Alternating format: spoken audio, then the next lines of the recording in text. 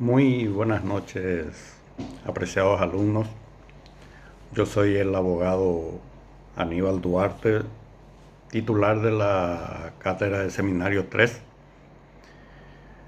Debido a esta contingencia sanitaria, como ya todos saben, resulta imposible que podamos dar clases presenciales, razón por la cual la universidad, específicamente la facultad en este caso, dispuso, ¿verdad?, de que podamos desarrollar las clases por los medios informáticos, online, cualquier red social que se pueda utilizar en este caso, ¿verdad? Existen plataformas en las cuales se podría interactuar en forma directa, ¿verdad? Pero debido a que ciertos alumnos eventualmente no podrían acceder a esos medios tecnológicos por el costo, he optado que las clases específicas del Seminario 3 sean por medio de la red WhatsApp. Ahora, como ya saben, tenemos un grupo creado por la delegada del curso y vamos a intentar desarrollar la clase en esta forma. O sea, que intentar en el sentido de que podamos darnos a entender a través de este medio, ¿verdad? Siempre es importante la clase presencial, pero como le digo, por la contingencia sanitaria en este momento resulta difícil, ¿verdad? Entonces no nos queda de otra que utilizar la tecnología y por este medio dar, desarrollar las clases a fin de que no se pierda el año lectivo. Bueno, Seminario 3 es una materia que tiene 4 contenidos, ¿verdad? El primer contenido es la parte de interpretación jurídica, interpretación y argumentación jurídica, ¿verdad? Cómo tener la posibilidad de entender ciertas normas o de resolver ciertos casos cuando una norma no existe o cuando una norma es contradictoria. O sea, existen dos normas contradictorias, una que favorece y otra que no favorece, por ejemplo, ¿verdad? Entonces, ¿cuál es la norma que se tiene que utilizar en tal caso? Y en caso de vacío de las leyes, ¿cuál es la norma que podemos aplicar específicamente al caso que ustedes van a tener, por ejemplo, cuando sean abogados o estén dentro de la magistratura o dentro de del Ministerio Público, Defensa Pública, dependiendo del ámbito en que se desempeñen? Bueno, continuando, después de interpretación jurídica tenemos derecho informático. Justamente en esta contingencia eso es lo que nos está ayudando en este momento para ponernos en contacto, ¿verdad? Y todas estas cuestiones ya se encuentran actualmente reguladas por nuestra ley que crea la firma, por ejemplo, la firma digital, la firma electrónica. Sabrán ustedes que en Asunción, por ejemplo, la tramitación de los expedientes judiciales ya se hace casi 100% por vía electrónica. No existe más aquella presentación de papeles en los juzgados donde uno tenga que ir a presentar sus escritos, documentos, no. La mayoría ya se hace vía online, ¿verdad? Vía electrónica. Los recursos, los escritos, las apelaciones, todo se presenta ya actualmente, hablando de capital, vía web.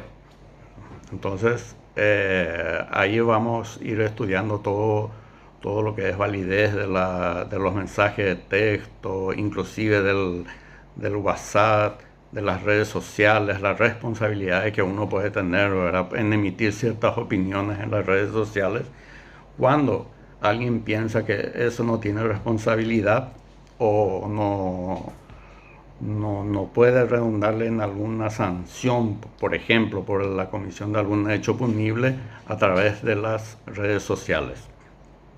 Bueno, el tercer punto del programa es derecho del consumidor.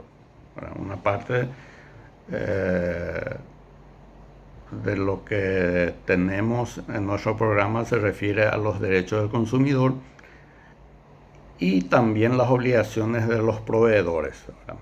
Que últimamente tenemos aquí en nuestra ciudad en auge las intervenciones, por ejemplo, de la Dirección de Defensa del Consumidor ante estafas de los empresarios o personas que inescrupulosamente se aprovechan de los consumidores, ¿verdad?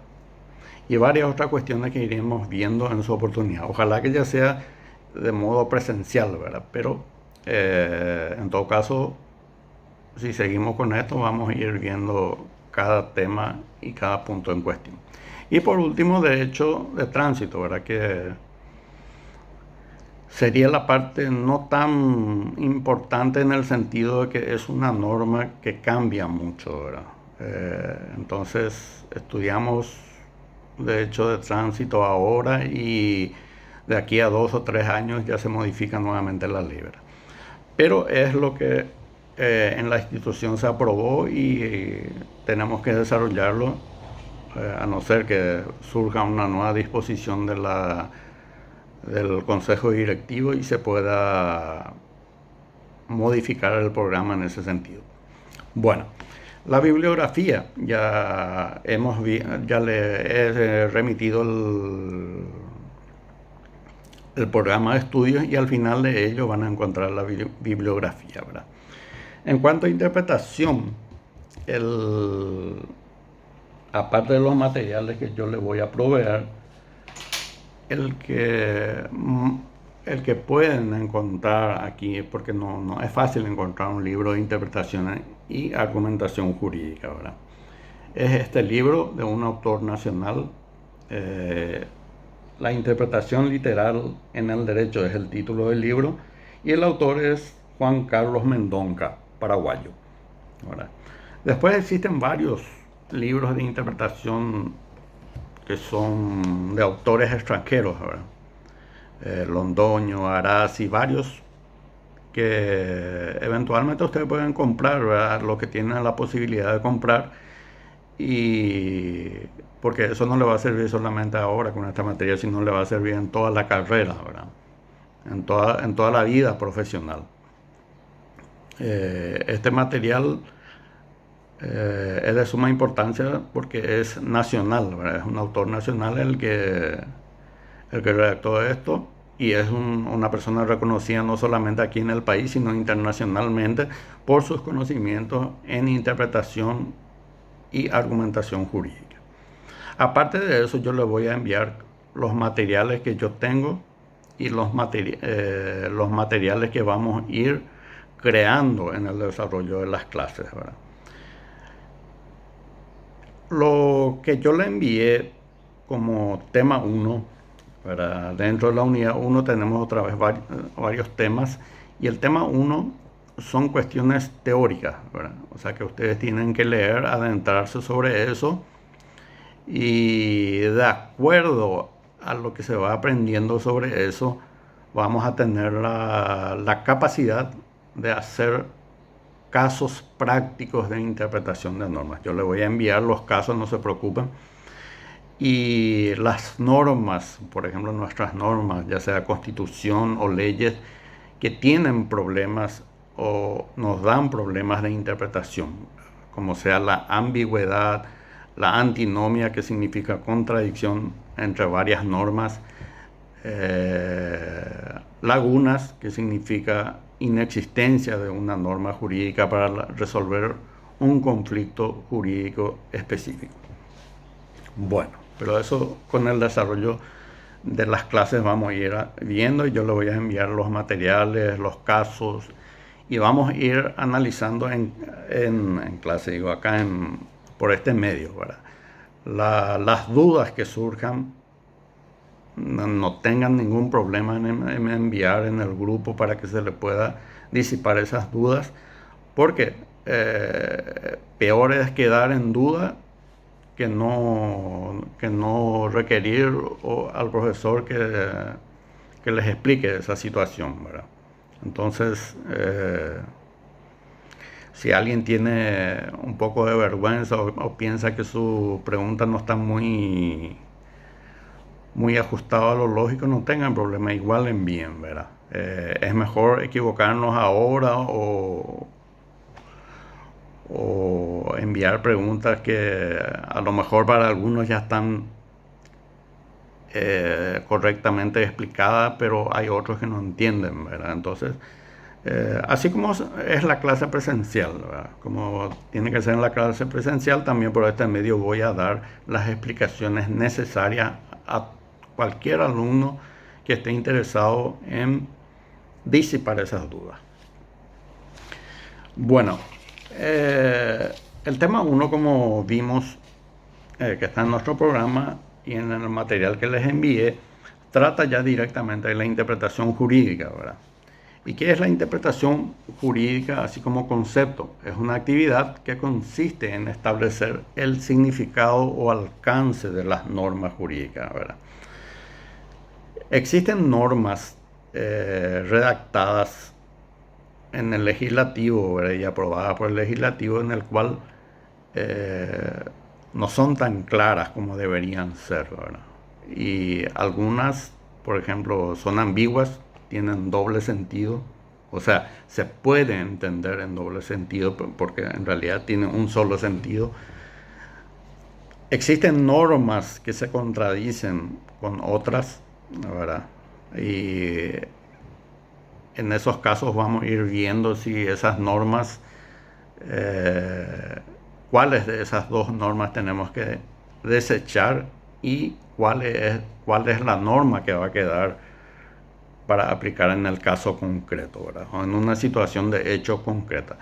¿Cuál es la norma que nosotros, los abogados, vamos a proponerle al juez para que se aplique? Y también cuál es la norma que el juez tiene que tener en cuenta para aplicarlo, ¿verdad? Bueno, interpretar es desentrañar el sentido, el alcance y la aplicación de las normas, ¿verdad?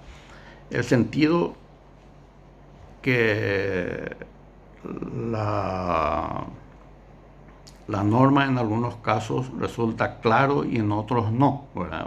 O sea, la interpretación, el trabajo de interpretación utilizando las técnicas de interpretación van a ser solamente, obviamente, en aquellos casos donde la norma resulte oscura, ¿verdad? Donde existan problemas de interpretación. En este caso puede existir también normas sencillas, ¿verdad? Que no necesitan de un trabajo de interpretación. ¿Cuál sería el objeto de la interpretación? El objeto de la interpretación, obviamente y lógicamente, van a ser las normas jurídicas, ¿verdad?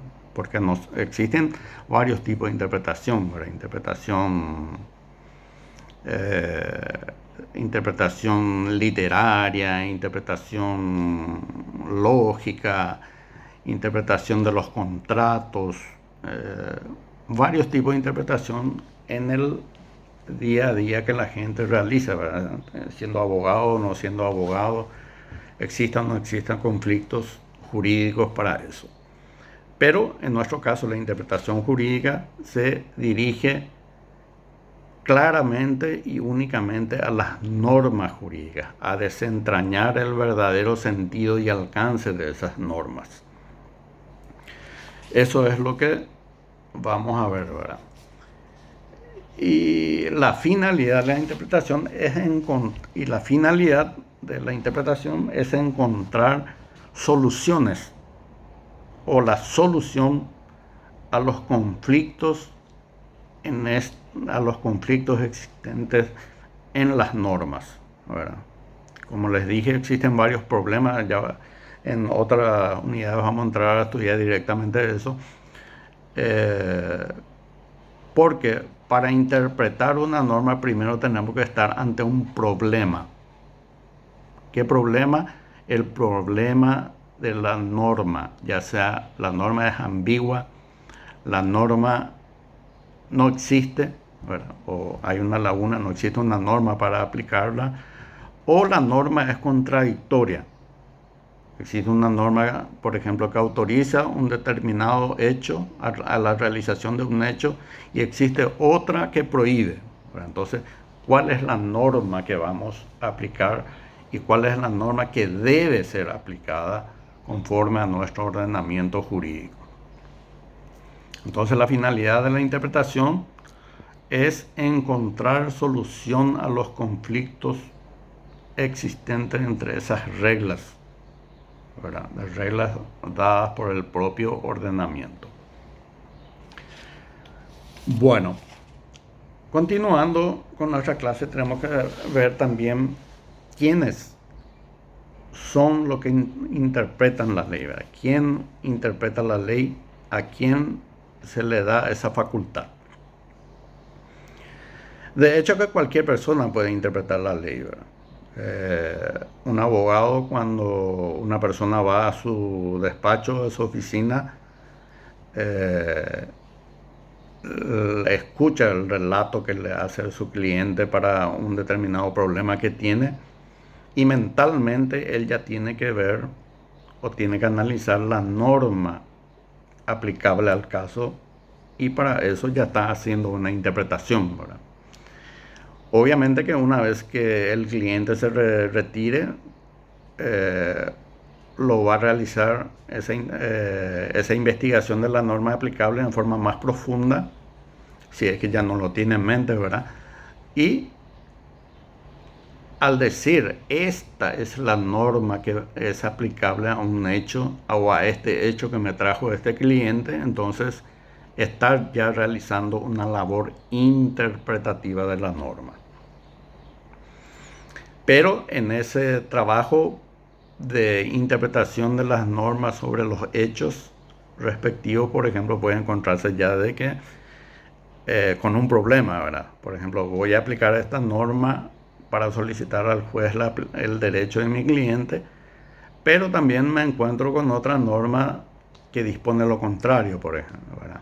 Obviamente que el abogado siempre va a intentar utilizar la norma más favorable para su cliente y intentar realizar el trabajo de convencimiento al juez o fiscal, ¿verdad? Para que convencerle de que esa es la norma aplicable para el caso concreto y que los derechos de su cliente sean plasmados en una sentencia judicial. ¿En qué quedamos? Bueno, eso es el principio, ¿verdad? ¿En qué quedamos, por ejemplo? ¿Quién es el último o la última persona dentro de los operadores jurídicos que va a realizar la interpretación de la norma? Porque el caso que le dije fue interpretado por la interpretación realizada por un abogado. Antes que eso, el legislador fue quien dictó esas normas, ¿verdad? Entonces, también tuvo que haber realizado una interpretación para ponerlo a consideración ante el Congreso, ¿verdad? El Poder Legislativo. Tanto el que lo propuso como los demás quienes apoyan la aprobación de esa ley tienen que necesariamente realizar una interpretación de esa norma, de ese artículo o esa ley que se está planteando ante ese órgano que constitucionalmente es la encargada de dictar las leyes, ¿verdad?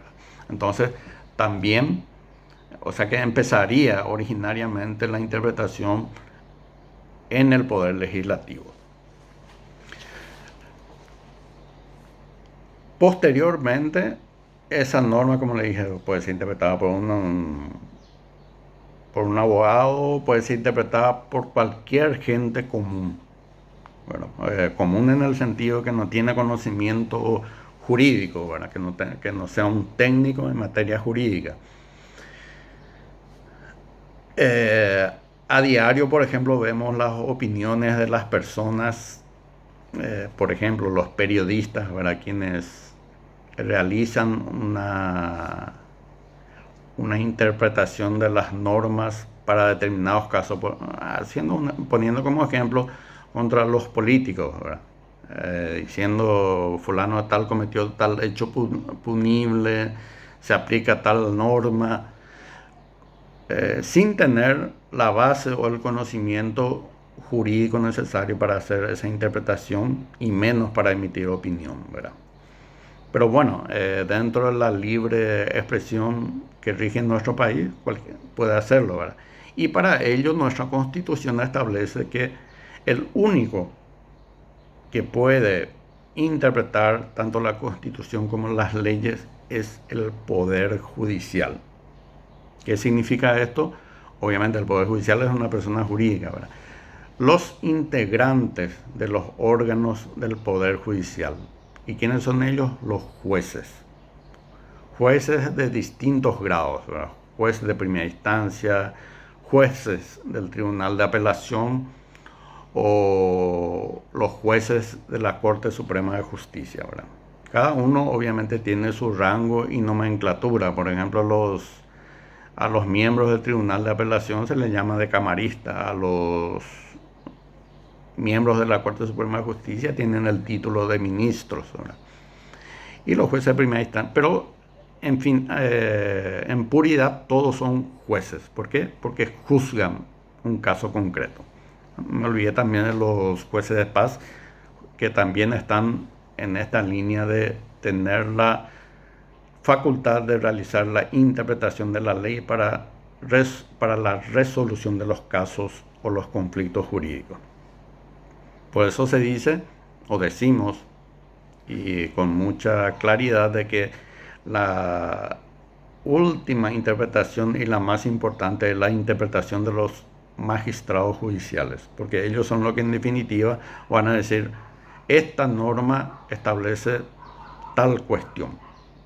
Por más de que eventualmente la intención del legislador haya sido otra, en este caso se aplica lo que dicen los jueces, ¿verdad? O sea que finalmente se aplica lo que dicen los jueces. Un ejemplo rápido que le puedo dar es, por ejemplo, los constituyentes, quienes elaboraron la Constitución Nacional, han establecido que todos los magistrados judiciales durarán 5 años en sus funciones.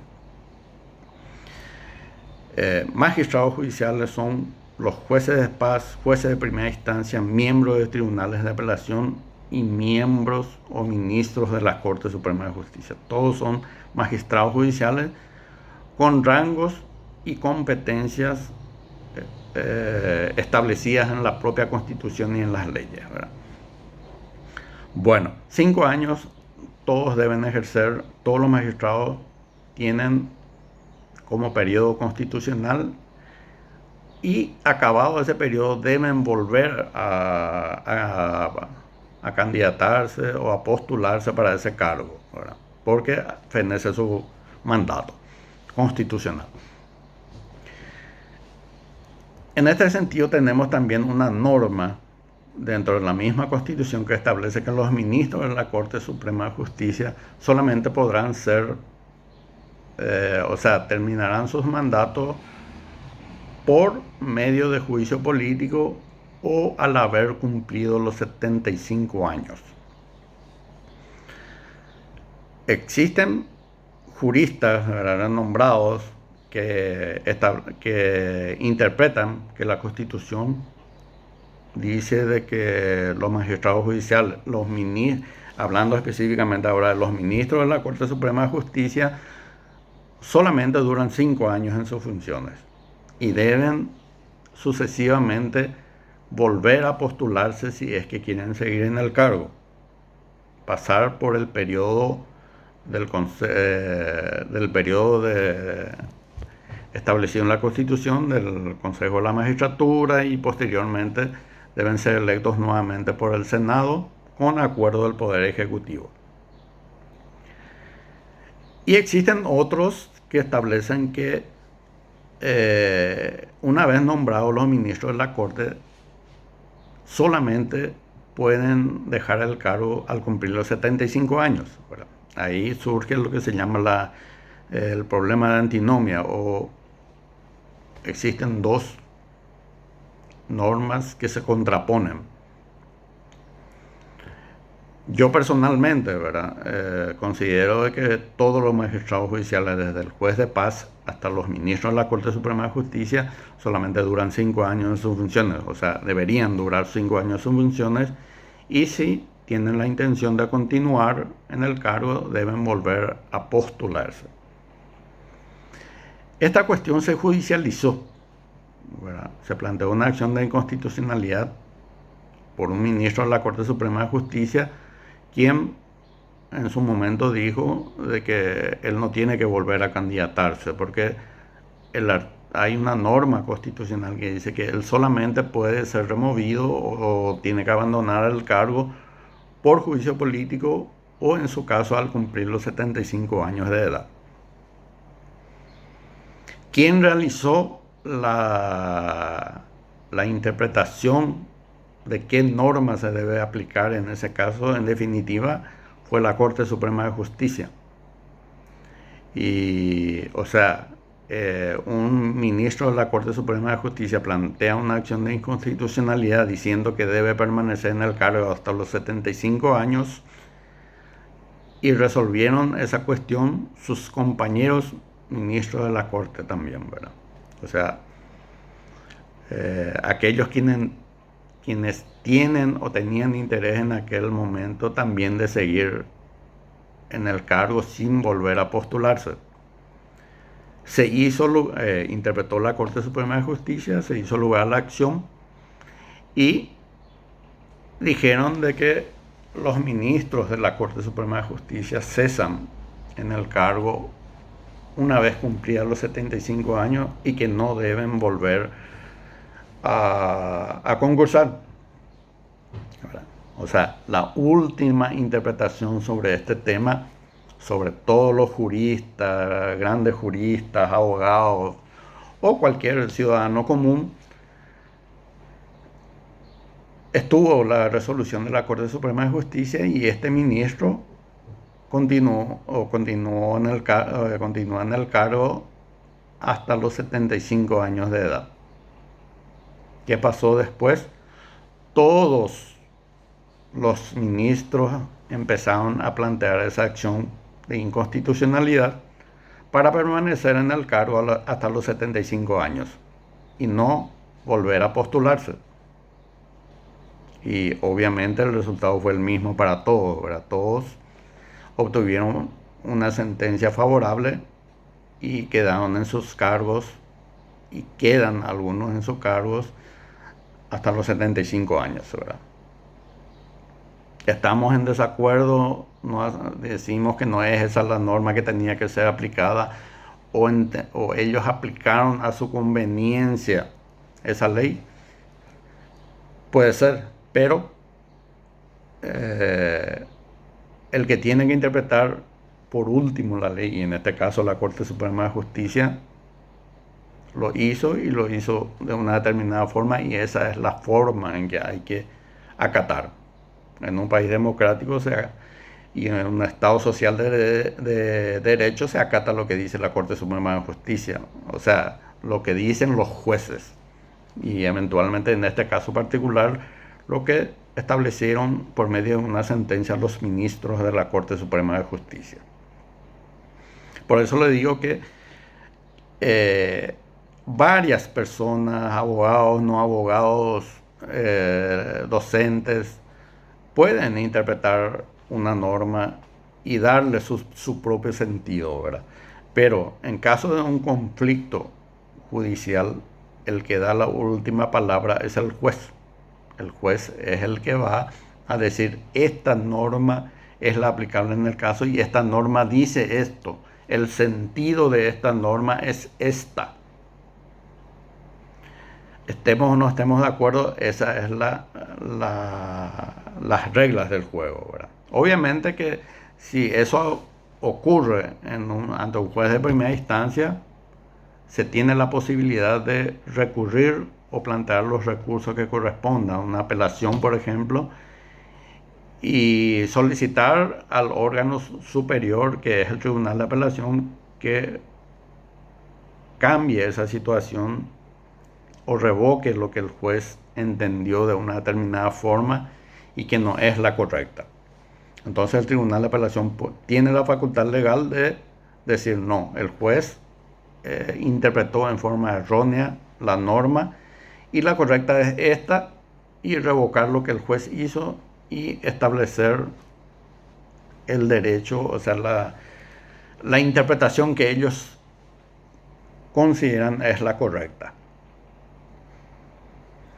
Eventualmente también ese tribunal puede adherirse en el sentido de confirmar lo que el juez dijo, ¿verdad? Lo que el juez estableció como interpretación. Pero eso no significa que ya queda allí, ¿verdad? Se puede eventualmente, por medio de una acción de inconstitucionalidad, revertir esa situación y que los ministros de la Corte Suprema de Justicia digan, o sea, establezcan por medio de una sentencia que la interpretación del juez y la interpretación de los miembros del tribunal, que son 3 también, estaban erradas, equivocadas, ¿verdad? Y que la verdadera interpretación es esta, ¿verdad? Para un caso específico, ¿verdad? O confirmar de que la interpretación del juez y de los miembros del tribunal estaban correctas y confirmar la resolución recurrida ante la Corte Suprema de Justicia. Bueno, eso a modo de ejemplo nomás le doy, ¿verdad? De un caso, de una situación concreta que se puede dar, ¿verdad? Pero lo que hay que sacar de esto es que quien interpreta eh, finalmente las normas jurídicas va a ser el órgano judicial, o sea, los jueces, ¿verdad? Por más de que en algún momento puedan estar equivocados, constitucionalmente quien debe interpretar la Constitución y las leyes es el Poder Judicial. Bueno, la importancia de la interpretación jurídica obviamente es importante porque se indica el sentido cristalizado de la norma, ¿verdad? Es importante realizar la interpretación jurídica porque hay que darle un sentido a las normas, ¿verdad? Porque en un conflicto jurídico, cada abogado interpreta a veces en forma correcta, ¿verdad? La norma, y en otras busca convencerle al juez para que le salga favorable a su cliente el conflicto jurídico, de que la norma no es como la contraparte pretende, sino de esta forma, ¿verdad? Ahí ya, con eso le digo que cada abogado en ciertos casos tiene una interpretación distinta de la ley y busca que su interpretación sea la adoptada por el juez. Entonces es muy importante el tema de la interpretación jurídica, y lo más importante es que los jueces tengan esa capacidad de interpretarla en forma correcta, ¿verdad?